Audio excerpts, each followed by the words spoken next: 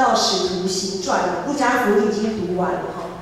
对，那个你看刚刚经文那边，《使徒行传》一开始我们其实从福音书到《使徒行传》，路加福音跟使徒行传其实好像是一本书的上下集这样子，都是同一个作者写的。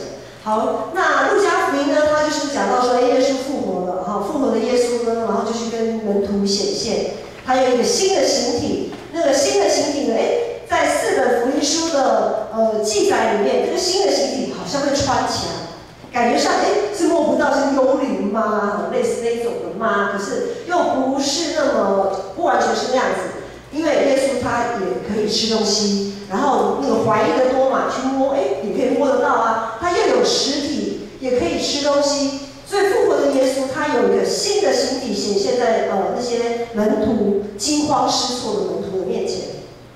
好，然后进到使徒行传，使徒行传的一开始，我们应该是这1-2个礼拜我们的读经进度，还是要看圣经，好，每天要读经进度。读经进度里面呢，就有讲到复活的耶稣怎么显现之后，他要升天了，时间到了，他要高升到天上，坐在父上帝的宝座，在他的右边。然后我们就会看到这些门徒就看着耶稣好升天去了，耶稣就不在他们当中。然后耶稣说：“你们要等候所应许的圣灵。”于是呢，在第2章的一开始呢，就开始有五旬节，圣灵就充满浇灌在所有的门徒。这些门徒啊，本来都是渔夫啊，或者是收税的啊，他们其实都是比较属于加利利人，就好像我们都在台湾嘛，就是要么就是讲台语，要么就是讲华语。你说如果要讲什么西班牙文啊、拉丁语系的也好啊，或者是欧美那种英语啊什么之类的，那个可能有法文啊，那个可能德文啊，都要特别去学习。可是这群加利利人呢，他们不用学，圣灵充满以后，他们就马上什么法文、德文啊、西班牙文啊、拉丁文啊，什么文他们都会了，他们都会，完全都会，马上就用各种各国的话见证耶稣复活这件事情。按照我们现在来想象，就好像我们台湾有几个民族啊，那个原住民族有几族？那个才读社会的，有没有社会比较厉害的这些学生们？原住民族，我们台湾有几族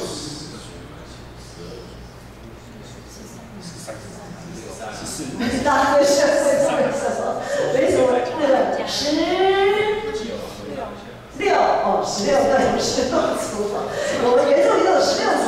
假设今天从各个，我们先想象，如果说全台湾只有建成教会这个教会，我想象是圣殿嘛，他当时很多的犹太人啊，也是从各个地方在过逾越节的时候，他们就全部所有的人都集中到耶路撒冷来要来敬拜上帝。我们就想象现在全台湾只有建成教会嘛，所有的原住民族16族，包括汉人，包括客家族群，通通集合到建成教会来敬拜上帝。我们本来只是一群会讲华语的人，突然圣灵充满在建成教会，然后呢，突然于涵就会讲客家语啊，然后季侯就开始会讲阿美族语啊，佑书就开始会讲鲁凯族啊，然后定兴就开始会讲还有什么赛德克语啊，哇，就开始大家都变成语文高手，就开始讲。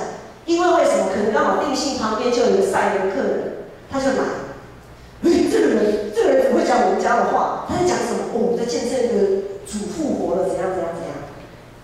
好，圣灵充满，在当时的场景大概有点像是这个样子。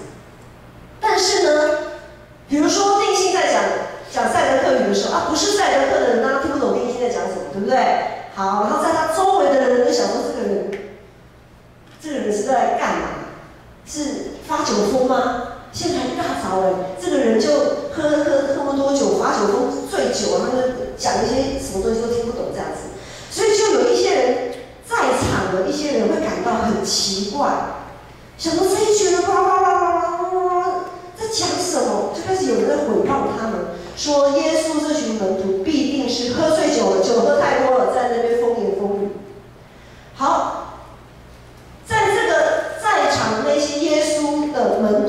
特别是彼得，彼得他得着圣灵的能力，整个人焕然一新啊！我现在终于知道为什么体育一直在指那个冷气，因为我发现冷气对着吹真的是不太舒服这样。好，这个彼得呢得到圣灵的能力，整个人焕然一新，他不再是那个胆怯害怕3次不认主的门徒。当众人对这一群门徒指责他们、怀疑他们、诋毁他们是喝酒醉吧，在那边风言风语的时候，哇，彼得这个时候放胆讲道，他就站起来指责这一些诋毁他们的人，说不是这样子的。然后呢，在第2章我们会看到从14到36节，14节到36节是彼得的一长篇的讲论。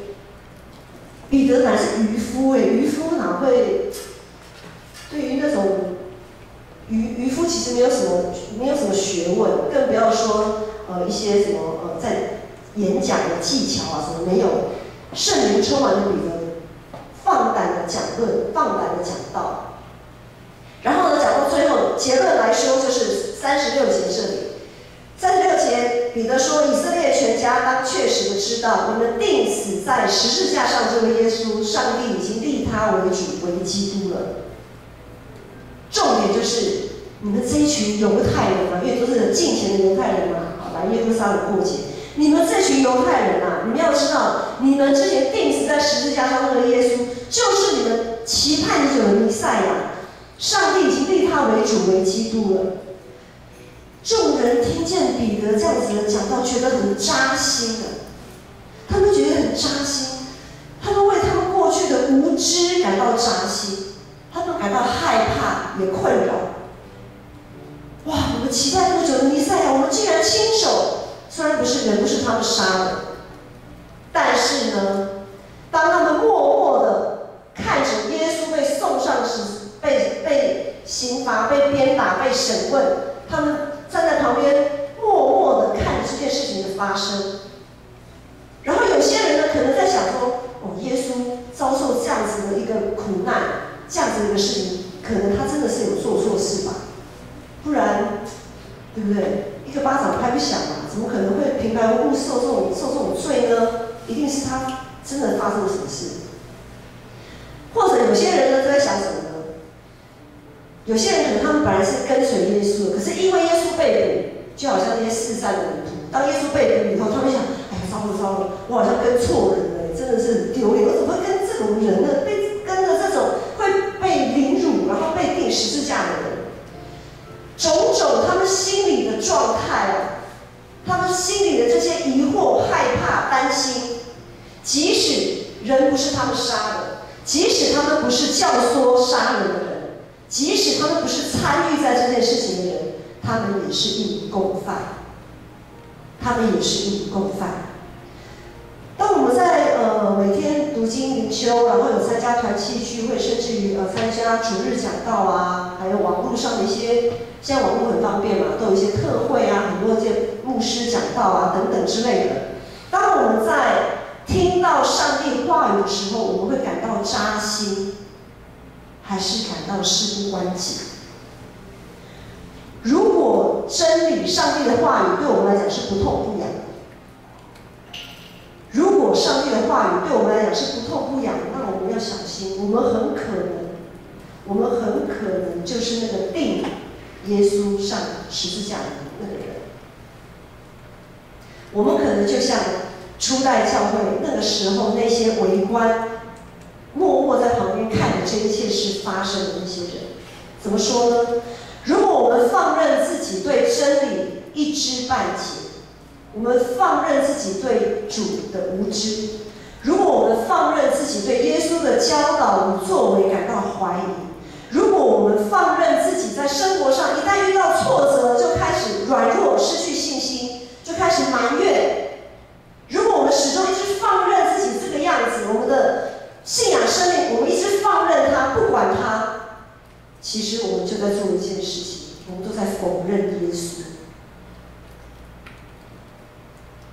当我们在否认耶稣的时候，就是把耶稣再一次的钉在十字架上。这一群无无知胆怯的群众，因着彼得的讲道，重新得到一个活泼、愿意被调整、愿意被改变的生命。所以他们劈头就问说：“那我们应该怎么做呢？我们该怎么办呢？”在37节，众人就说：“弟兄们，那我们当怎样行呢？我们该做些什么？”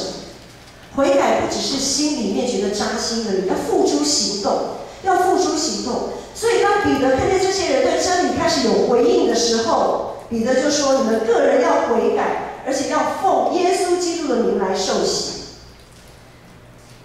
彼得这篇讲道刚才有说了，他所讲到的对象是从四面八方到耶路撒冷来过逾越节的犹太人。会这样子做的犹太人都是很敬虔的。彼得冲口就说：“你们要奉耶稣的名洗礼。”洗礼这个仪式其实对犹太人来讲是很不合理的，因为洗礼这个礼仪其实对当时候的人来讲是指外邦人要进入犹太教，就是他们要改信犹太教的人所做的一个仪式。因为犹太人都认为外邦人是不洁净的嘛，因为他们又没有守十诫呀，然后吃一些是在十诫里面说这个不能吃那个不能吃的东西，所以他们必须要做一个洗礼，表示他们洁净，他们才能进入犹太教。但是今天彼得是在说什么？彼得刚刚说了一大堆你们所定的耶稣，其实他就是主，他就是基督。好，他们悔改了，他们知道他们错的是什么，悔改没有问题，大家心里都有数。可是现在你要我们洗礼，怪怪的，不对哦。我们犹太人，对他们来讲，我们犹太人从我们的祖先亚伯拉罕被上帝呼召开始，我们就是上帝的血民，我们是大卫的后裔，我们是血统纯正、洁净的犹太人。那你今天叫我们洗礼是干嘛？彼得，你是不是有点搞错对象这样子？可是彼得在这里要强调的是，你们要接受的是什么？在耶稣基督里面的洗礼。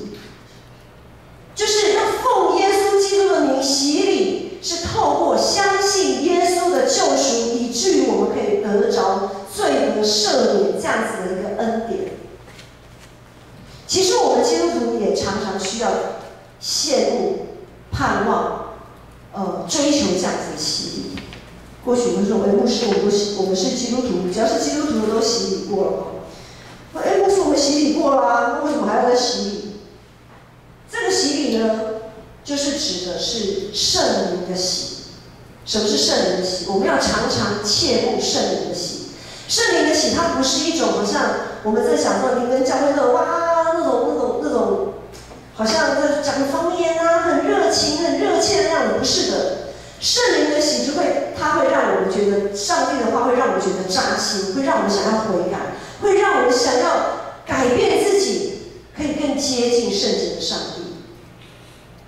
也就是当我们常常领受圣灵的洗的状况，就是当我们在灵修祷告，当我们在参加主日礼拜，当我们在听弟兄姐妹们的见证分享的时候，我们会觉得扎心，我们会想要悔改，然后我们想要有所行动。在这一整个连串的一个现象，就是圣灵的洗。很多有些教派会说会很渴慕期待那种好像圣灵的洗，圣灵要充满浇灌，会有一种好像一种特殊的生理反应，还是倒地啊什么的那种。没有错，那也是圣灵充满的一个现象。但是圣灵充满的一般现象，就好像五旬节的这个现象，就是使徒行传第2章所记载的五旬节，圣灵充满，让所有的使徒都会说各国不同的语言。这个现象是特殊现象。圣灵浇灌、圣灵充满的一般现象，是让我们觉得扎心，想要悔改，并且付诸行动去做改变。很多时候，通过这样子的一个扎心，我们会来审查自己与真理的距离有多远。前阵子公视有一部戏剧叫做《我们与恶的距离》，如果还没有看的人可以去看，因为现在都已经完结篇了嘛，上网络上都有可以下载来看。我们与恶的距离，从信仰的角度来看，我们要经常在上帝的话语里面去省察自己与恶的距离。其实恶跟我们常常交织在一起，只是我们不知道，我们没有发现。可能我们没有借圣灵的感动太微弱了，以致我们发现不了。可是很多时候，我们其实可以发现，原来我们是这么的深陷在罪恶里面。我们要在不断与罪恶交织的生活当中，觉察自己与真理的距离啊。当我们觉察到我们与恶的距离的时候，我们要觉察我们自己跟真理的距离，是不是可以？那个与恶越来越远，然后与真理越来越近，觉得扎心，然后愿意悔改、调整生命，是圣灵的礼物，是我们拥抱复活生命的第一步。这是一个开始，不是结束。我们还有很长的路要走，还有很多的事要学习。我们每一步都要脚踏实地的去操练，我们的信心才能在这个过程当中被坚固、被建立。我们可以对这个弯曲邪恶的世代失望，但是我们不能对圣灵的大能失去盼望。只要我们常常在耶稣基督里，我们就会很喜乐的、充满盼望的拥抱每一次从死里复活的生命。教会，我们都说我们是世上的光，世上的盐。教会其实是应该。没有错，应该是这世代的光与盐，是世代的光带领着这个世代向前走。我们教会应该是走在世代的前面。可是呢，很可惜，我们往往反而被影响。我们很坚固的固守这世代的法则，我们受了这世界的价值观。我们的教会往往不是带领世代，反而是被世代影响。原本应该行公义、好怜悯、心存谦卑、与主同行的教会，却往往成了不公义的世代造就了不公义的教会。我们都知道这个世界非常的不公义，贫富不均就是一个不公义的一个现象。应该被富有的人，照理讲，他应该要去照顾不足、缺乏的人，可是他们没有，为富不仁。前一阵子，从去年牧师有几次都在教导奉献，许多人听见有关奉献的教导，觉得很扎心愿意用行动重新回应上帝。今天牧师要再挑战一个奉献的观念，这个观念其实那时候在青少期西药真理班的时候，我有跟这些孩子分享过。我说或许有一个机会，有什么样的一个机会，上帝会让牧师再一次来分享这个概念，就是现在，我再分享一次。奉献呢，其实不只是为了满足提供教会事工的需要。不只是事工，包括我们修缮等等，不只是这些。奉献其实不只是为了这些，更广义的来说，奉献就是实践公义、实践怜悯的一个行动。怎么说呢？我们先来确认好了。我们常说，之前牧师有教导说，我们要11奉献，11奉献，当然更好，我们可以跨越这个11，可以更自由的奉献。好，我们就以11来讲。好，我们会不会误以为1/10是上帝的，那9/10就是我们自己的喽？会不会有人这样子的误解？我很担心会有人这样子的误解。当我们一直在强调11奉献的时候，会不会有人误解那9/10就是我自己的？其实不是，因为天是上帝的座位，地是他的脚凳，天地万物及我们所领受的一些恩赐、才干、金钱、财富，都是从上帝的恩待，都是上帝赏赐来的。我想这个大家不否认吧？好，我们所拥有的一切，我们今天还有一口气可以享受，这一些都是上帝的赏赐，这大家不否认。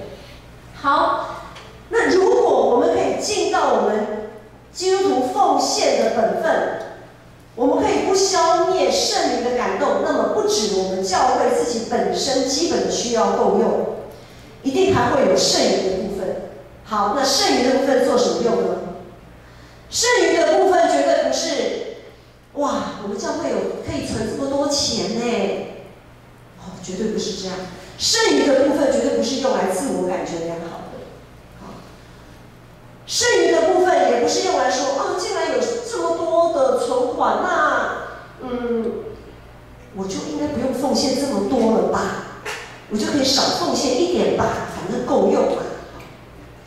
剩余的部分不是用来让我们做这样子的联想，剩余的部分多出来的部分，满溢出来的部分，如果我们教会是蒙主赐福，就好像世界上的人，有些人就是比较富有，我们如果是比较所谓富有的教会的话，好，这些满出来的、满溢出来的部分要做什么用呢？就是要来做关怀跟宣道的用途啊。比如说，有一些弱小教会，他们的经常费不够。像以前牧师是从深耕教会过来的，深耕教会本身就是一个弱小教会，他们一年的经常费在自己的教会会友里面，属于自己教会会友的奉献哦，很努力的奉献了，一年大概60-70万而已，一年哦才60-70万，根本没有办法可以聘请传道师。在全台湾有很多像这样子的教会，那怎么支持下去呢？就是靠这些富有满溢出来的教会来支持的。所以满溢出来的部分可以支持一些弱小教会的传道，这就是个传道。好，还有社会关怀，还有济弱扶贫、急难救助等等，让不俊美的肢体可以让它更加的俊美。可是现况是这样，上个礼拜牧师去参加总会通常年会，就是我们台湾基督长老教会总共全台湾有1000多间，包括原住民1000多间的教会的代表，我们参加这个年会。在这个年会里面呢，我们发现许多弱小教会他们经常费的缺乏，导致请不请传道师嘛？那请不请传道师，请不请牧师，那怎么办呢？真理就没办法得到宣扬。真理没有宣扬，他们的生命怎么能改变呢？他们的生命就没有办法改变更新。许多教会只够自己够用，只顾自己的需要，完全忽视马其顿的呼声。许多教会忽略了社会责任，做光做盐只是挂在嘴巴上说说而已，却一根小指头都不愿意动。我们现在来思考一件事情，因为在开会整个年会的过程当中，有一些教会就在问说你们是怎么申请社会补助款的啊？因为我们教会有做社区关怀施工嘛，你们是怎么申请社会局的？因为不是每一个县市都像台北市这么有钱啊，有些地方根本就没有所谓的社会局可以补助。虽然政府有说推什么长照啊什么的，但是社会服部那个社会福利处的经费总是非常的缺乏。问题就来了，这是一个很严肃的信仰问题。如果社会局没有补助，如果以我们建成来讲，社会局如果没有补助我们就不做关怀施工了吗？我们会发现这有一个信仰的陷阱，就是这变成这个世代在引领我们教会。社会局有补助，我们教会才去做。有听懂牧师的意思了吗？如果社会局不补助，这个不公义的世代，以至于我们教会不去做，变成我们教会就成为一个不公义的教会。这是很严肃的信仰问题。我们完全被这个弯曲邪恶的时代绑架，对不公义的现象一点都不感到扎心啊！就啊，社会局没补助嘛，我们就不做，刚好而已啊。很多时候我们不觉得扎心对于社会责任，我们也好像事不关己，没有什么兴趣，因为我们降服在这世代的法则，就是个人自扫门前雪，莫管他人网上霜。往往我们都是要等到看见才会相信。我们要看见我们的财务报表的数字是有余的，有盈余，有多的，我才会相信，哇，上帝真是丰富的上帝啊！上帝真的是体贴我们的软弱啦，所以让我们看到财务上面有余，用财务上面的余额来兼顾我们的信心，用财务上面的余额，让我们有信心可以向着行公义、好怜悯、存谦卑的心这个方向来走。但是我们到底还要软弱多久？耶稣说：“我要忍受这个不信又悖逆的世代，我还要忍受你们多久？”耶稣还要忍受我们多久？我们还要否认耶稣多久？我们常常说主的恩典够我们用了，嘴巴上这样讲，心里好像不那么相信因为我们都是要看到有圣，我们才觉得主是丰富的。我们还要把耶稣钉在十字架上多少次？耶稣说：“没看见就相信是有福的。”很多福气我们都很想要，但是这样的福气我们好像不太想要。我们有选择性的，这个要，那个不要，这样。讲到这里，如果大家觉得扎心，感谢主，圣灵充满在这里，圣灵也浇灌在你的心里，这就是圣灵带给我们的改变跟感动。下主日我们要开放讲台讲职会，同意泰雅尔中会园村教会的传道，要带着他们教会一些教会的会友来我们这边募款。募什么款呢？为了他们教会礼拜需要有一台直立式的钢琴。他们要的不多，不是像这种平台式的，也不是那种演奏型，他们就是要一个很基本款那种直立式的钢琴。如果以我们以前牧师在深坑教会那样子的60-70万的经常费好了，一年的经常费是60-70万，然后一台直立式的钢琴大概8到10万。这台直立式的钢琴对于整个经常费全年度经常费的比例是非常高的。他们真的买不起，他们原来那一台已经调音师说他已经没办法了，那个钢琴已经旧到要换了，所以他们没办法只好出来募款。但他们为什么老远要从台中来台北募款？为什么跑得老远？因为他是刚好是传道的同学，那这样说实在是很没有见证。怎么说呢？因为名不见经传的传道。通常没有什么教会愿意开放讲台让他们去募款，这就是不公义的时代造就了不公义的教会另外一个负面的见证。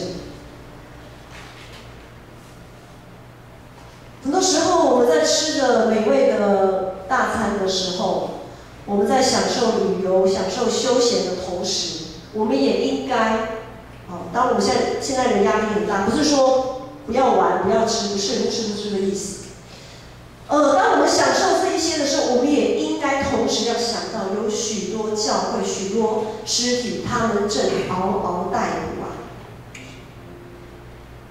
只要我们建成每一个人少一顿大餐，他们钢琴就有了。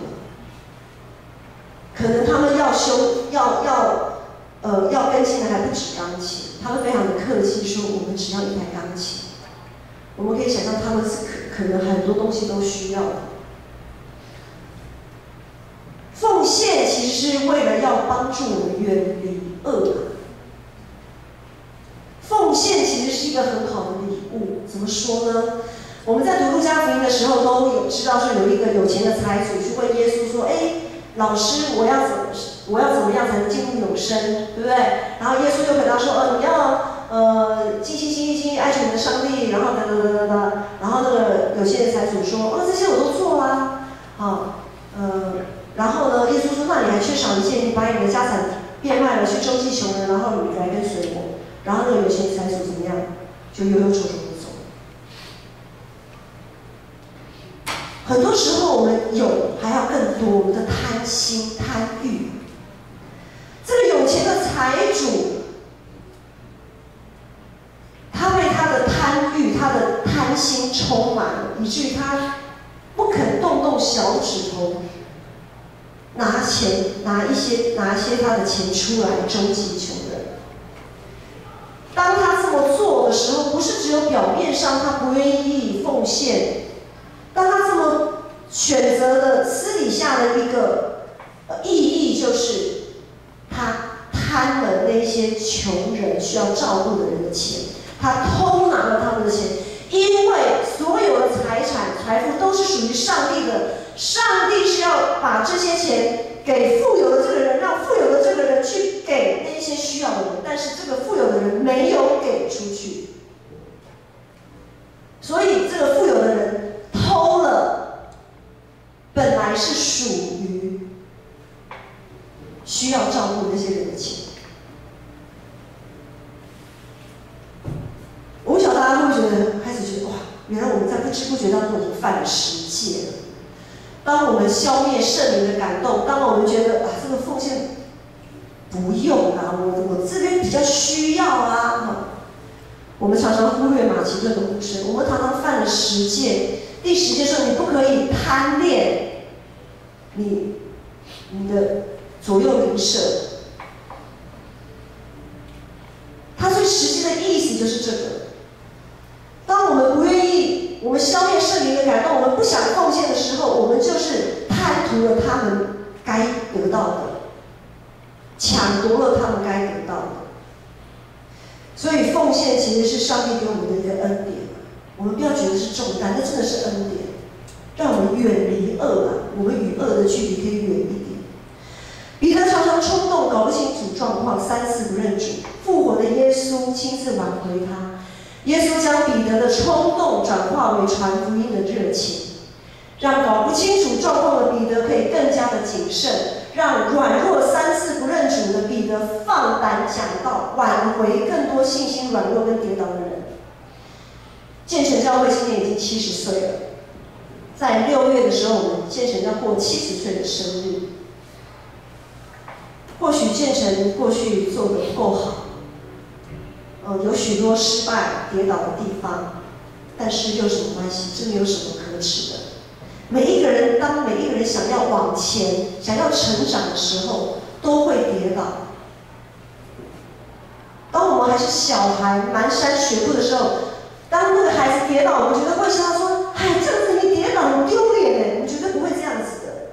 我们会鼓励他，跌倒不要怕，痛我可以帮你呼哎，对不对？我们有我们的主。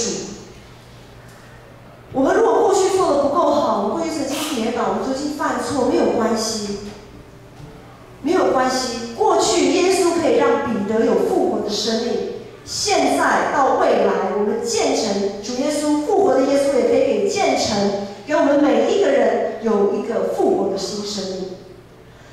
盼望我们建成可以用实际的行动，行公义，好怜悯，心存谦卑，与上帝同行。摆脱旧我，穿上新衣，拥抱从死里复活的新生命。第40节，经文第40节说：“你们当救自己，脱离这弯曲的世代。”我们当救自己，脱离弯曲的世代。我们要从自己做起，我们不要管别人怎么做，因为以后我们面对上帝的时候，是我们自己跟上帝面对面。我们不要管别人，我们就是自己心灵诚实的面对上帝。我们从自己做起，以耶稣基督的大使命为目标，成为宣教的教会，成为荣耀上帝的教会。要可以支持更多的传道人，在全台湾甚至于世界各地宣扬真理，支持更多不俊美的肢体，让他们可以持续在台湾各个角落发光发热，让万民都起来见证我们的主耶稣。我们一起来唱这首诗歌，哈利路亚！赞美主，因为我主已经复活，复活的主要在我们的心中行大事。